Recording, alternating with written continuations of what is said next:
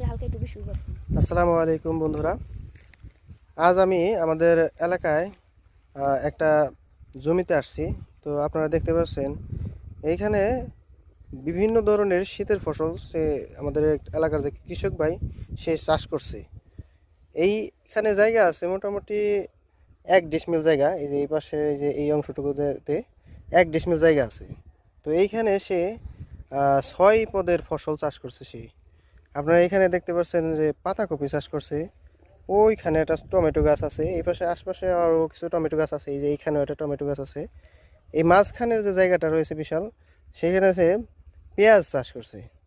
এই হলো 3 পদ। এইখানে রয়েছে লাল শাক, আর এইখানে রয়েছে সয়াজ পাতা, আর ওই পাশে রয়েছে মূলা।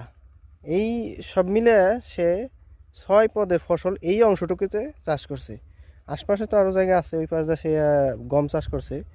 তো এই অংশটুকুতে মাত্র 1 ডিসমিল জায়গা, যেখানে সে 6 পদের ফসল চাষ করছে। তো এরকম কোনো ক্ষেত আপনারা দেখতে পেয়েছেন কিনা, দেখেছেন কিনা, যে এত অল্প জায়গার মধ্যে এত ফসল চাষ করছে?